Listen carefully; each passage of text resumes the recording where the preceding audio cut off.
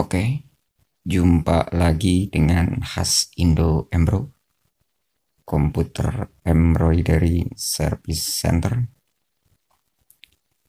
Kali ini dengan rasa terima kasih kepada rekan semua yang telah setia di channel ini dan para subscriber.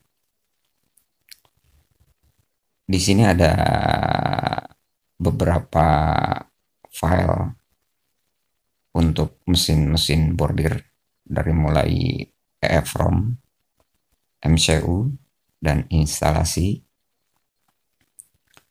mesin-mesin SWF, Tajima, Barudan, dari mesin-mesin tipe lama, juga dari produk Dahau untuk beberapa mainbot.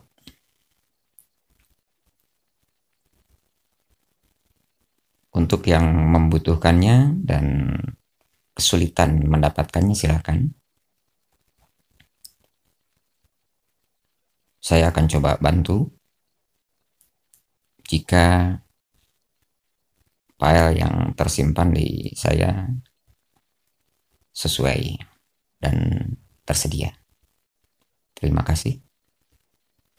Jangan lupa untuk subscribe, like, atau komen di bawah video di kolom komentar jika ada pertanyaan seputar mesin-mesin bordir, untuk saling berbagi dengan dasar berbagi itu indah.